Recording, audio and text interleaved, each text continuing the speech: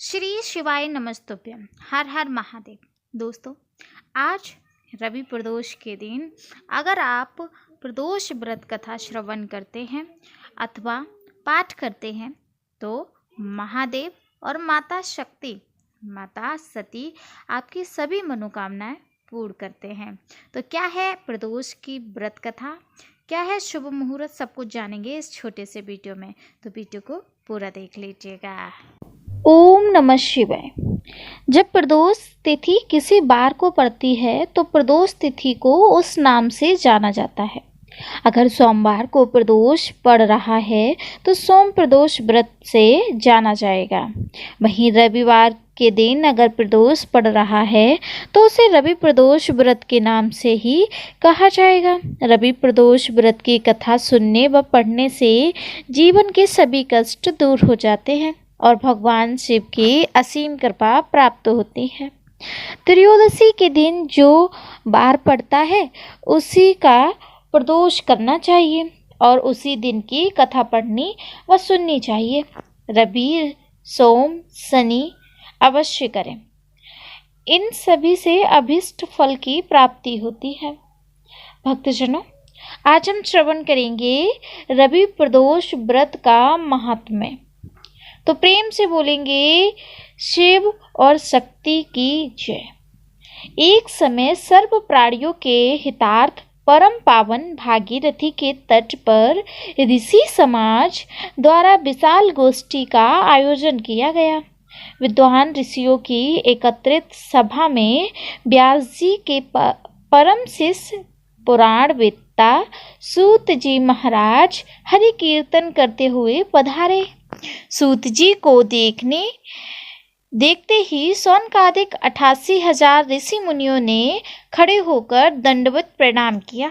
महाज्ञानी सूत जी ने भक्ति भाव से ऋषियों को हृदय से लगाया तथा आशीर्वाद दिया। विद्वान ऋषिगण और सब शिष्य आसनों पर विराजमान हो गए। मुनिगण विनीत भाव से पूछने लगे कि हे परम दयालु, कली काल में शंकर की भक्ति किस आराधना द्वारा उपलब्ध होगी, हम लोगों को बताने की कृपा कीजिए। क्योंकि कलयुग में सभी प्राणी पाप कर्म में रत रहकर वेद शास्त्रों से विमुख रहेंगे। दीन जन अनेकों संकटों से त्रस्त रहेंगे। हे मुनि श्रेष्ठ, कली काल में सत्कर्म की ओर किसी की रुचि न होगी। जब पुण्य क्षीण हो जाएंगे तो मनुष्य की बुद्धि असत्य कर्मों की ओर खुद ब खुद प्रेरित होगी, जिससे दुर्विचार पुरुष वंश सहित समाप्त हो जाएंगे। इस अखिल भूमंडल पर जो मनुष्य ज्ञानी होकर ज्ञान की शिक्षा नहीं देता, उस पर परमपिता परमेश्वर कभी प्रसन्न नहीं होते। हे महामुने, ऐसा कौन सा फल और उत्तम व्रत है जिससे मन वांछित फल की प्राप्ति होती हो? आप कृपा कर बतलाइए। ऐसा सुनकर दयालु हृदय श्री सूत जी कहने लगे कि हे श्रेष्ठ मुनियों तथा सौनकादि, आप धन्यवाद के पात्र हैं। आपके विचार सराहनीय एवं प्रशंसनीय हैं।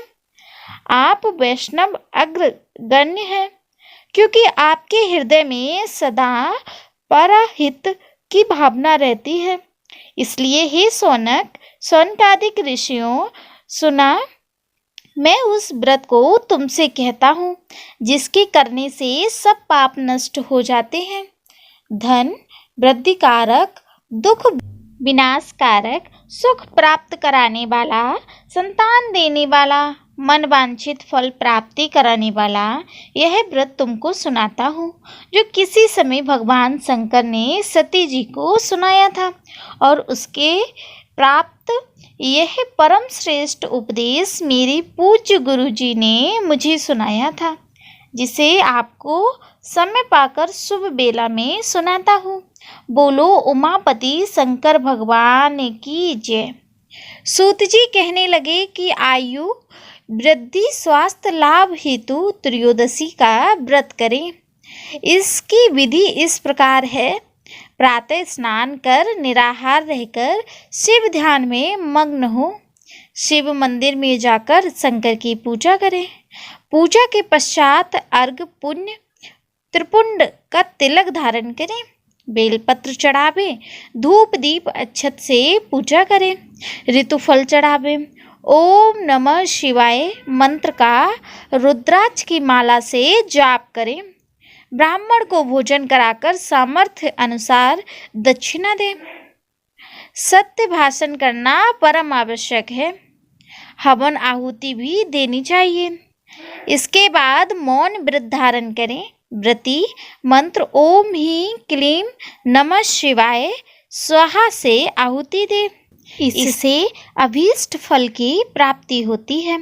व्रती पृथ्वी पर शयन करे, एक बार भोजन करे, इससे सर्व कार्य सिद्ध होते हैं। श्रावण मास में तो इसका विशेष महत्व है। यह सर्व सुख धन आरोग्यता देने वाला है। यह व्रत सभी मनोरथों को पूर्ण करता है। हे ऋषिवरों, यह प्रदोष व्रत जो मैंने आपको बताया है, किसी समय शंकर जी ने सती जी को और वेद व्यास मुनि ने मुझको सुनाया था। सौनिकादिक ऋषि बोले, हे पूज्यवर महामते, आपने यह व्रत परम गोपनीय मंगलप्रद कष्ट निवारक बतलाया है। कृपया यह बताने का कष्ट करें कि यह व्रत किसने किया और उसे क्या फल प्राप्त हुआ। श्री सूत जी बोले, हे विचारवान ज्ञानियों, आप शिव के परम भक्त हैं।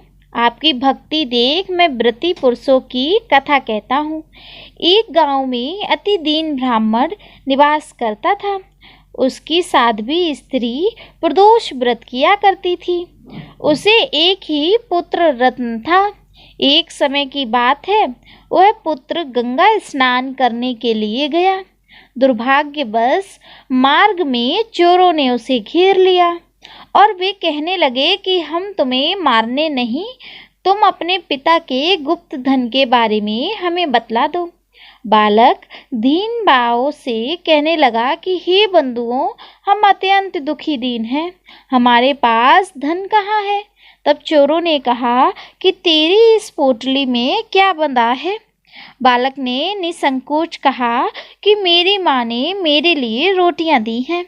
यह सुनकर चोरों ने अपने साथियों से कहा कि साथियों, यह बहुत ही दीन दुखी मनुष्य है, अतः हम किसी और को लूटेंगे।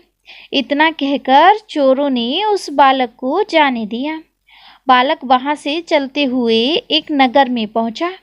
नगर के पास एक बरगद का पेड़ था। वह बालक उसी बरगद के वृक्ष की छाया में सो गया। उसी समय उस नगर के सिपाही चोरों को खोजते हुए उस बरगद के वृक्ष के पास पहुंचे और बालक को चोर समझकर बंदी बना लिया। राजा के पास ले गए। राजा ने उसे कारावास में बंद करने का आदेश दिया। उधर बालक की माँ भगवान शंकर जी का प्रदोष व्रत कर रही थी। उसी रात राजा को स्वप्न हुआ कि यह बालक चोर नहीं है। प्रातःकाल नहीं तो आपका राज्य वैभव सब नष्ट हो जाएगा। रात्रि समाप्त होने पर राजा ने उस बालक से सारा वृतांत पूछा। बालक ने सारा वृतांत राजा को सुना दिया। बालक की बात सुनकर राजा ने सिपाही भेजकर बालक के माता पिता को पकड़वा कर बुला लिया। राजा ने जब उन्हें भयभीत देखा तो कहा, तुम भय मत करो, तुम्हारा बालक निर्दोष है। हम तुम्हारी दरिद्रता देख 5-5 गांव तुमको दान में देते हैं। शिव की दया से ब्राह्मण परिवार अब आनंद में रहने लगा। इस प्रकार जो कोई इस व्रत को करता है उसे आनंद प्राप्त होता है। प्रेम से बोलेंगे ओम नमः शिवाय, हर हर महादेव। ऐसे ही हमारे भोलेनाथ हैं। जो भी भक्त प्रदोष के दिन या प्रदोष काल में शिव की पूजा आराधना करते हैं, उनको सभी जीवन के सुख मिलते हैं और धन लक्ष्मी की वर्षा होती है। परिवार भी बहुत मंगलमय रहता है। इसलिए अगर आपके पास कोई शिव मंदिर है तो वहां जाकर जरूर से एक लोटा जल चढ़ाएं। भक्तजनों, जानकारी अगर अच्छी लगी तो जरूर से कमेंट में ओम नमः शिवाय, हर हर महादेव, श्री शिवाय नमस्तुभ्यम अवश्य लिखें।